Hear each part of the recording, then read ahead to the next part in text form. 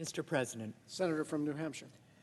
Mr. President, while we all gather to acknowledge this historic day and prepare to vote to, in my case at least, confirm Judge Jackson, I rise to bring up another issue. I rise today to urge my colleagues to pass into law common sense legislation to bring down oil and gas costs for Americans. As many of my colleagues have discussed on this floor, Americans across the country, including in my state of New Hampshire, are facing higher costs from the grocery store to the gas pump. As we work together to build a stronger, more resilient economy that strengthens our supply chains and invests in American manufacturing, we must also bring relief to American families right now, an issue that has become even more urgent in the wake of Russia's invasion of Ukraine, which has sent gas prices soaring. As we continue to counter Putin's aggression and inflationary challenges facing our economy, we have an obligation to work together to bring down costs. That's why I'm working to hold big oil accountable for profiting off of the pain that Americans are experiencing at the pump.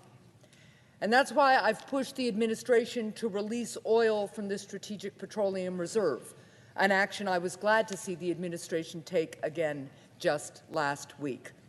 As we look at all options to bring down costs, one clear way to provide immediate relief is by suspending the gas tax for the remainder of this year. Earlier this year, my colleagues and I introduced a bill to do exactly that. The Gas Prices Relief Act will temporarily suspend the federal gas tax through the end of the year, helping bring economic relief to families. Mr. President, as if in legislative session, I ask unanimous consent that the Finance Committee be discharged and the Senate proceed to the immediate consideration of Senate Bill 3609, that the bill be considered read a third time and passed, and that the motions to reconsider be considered made and laid upon the table.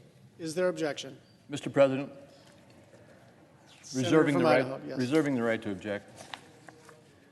Let me begin by saying that my friends and colleagues across the aisle are right about one thing. Gas prices are incredibly high right now in this country. The effort to blame this on what's happened in Ukraine, however, overlooks the real cause of the phenomenal rise in gas prices that we've seen for a year before Putin even invaded.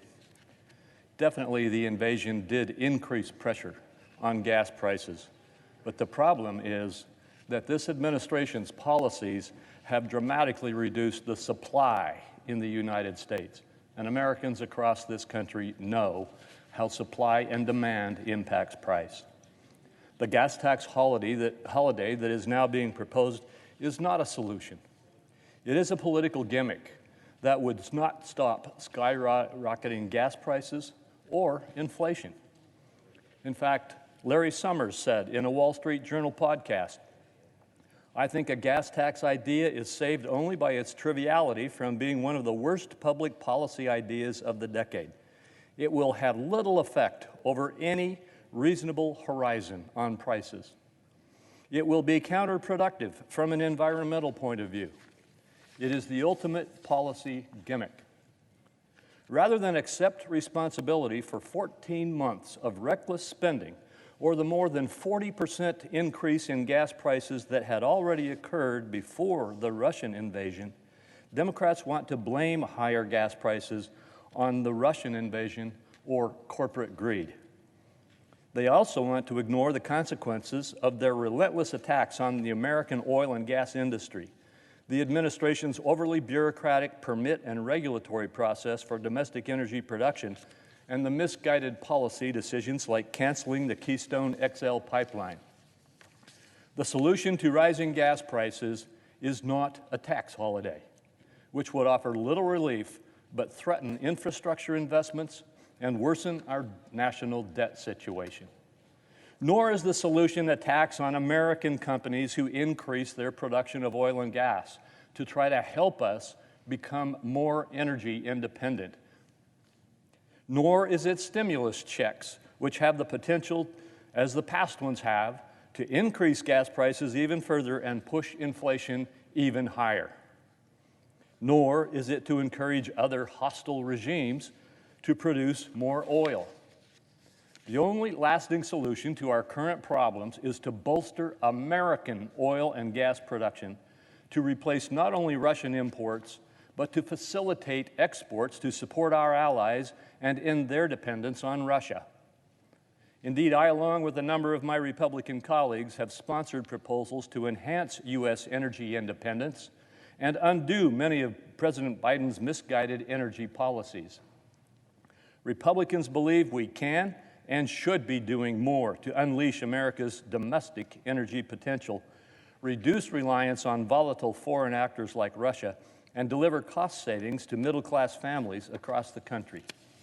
Hardworking American families need real relief, not political gimmicks. And that's why I oppose this gas tax holiday. I urge my Democrat colleagues to abandon the reckless spending and tax policies that have already failed, but which seem to be contemplated in the President's now newly reintroduced budget, and support proposals that will actually lower prices for everyday Americans. And for those reasons, Mr. President, I do object. The objection is heard. Mr. President, before I wrap up, I just want to point out that what you've just heard, what the American people have just heard, is talking points straight out of Big Oil's playbook.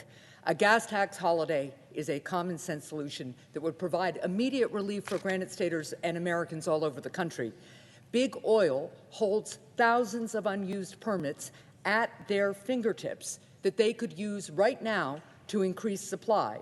And instead, what is happening is Big Oil is padding its pockets at the expense of Americans. And let's be clear, this would not take a dime out of the Highway Trust Fund, because this bill instructs Treasury to replenish the trust fund, something it has done half a dozen times in about the last decade.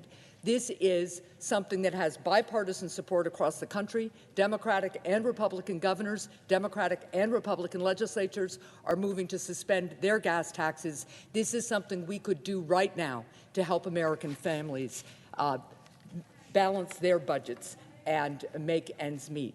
So while I am disappointed to see my colleague block this critical legislation, I will keep working to bring down costs for American families and get this bill passed.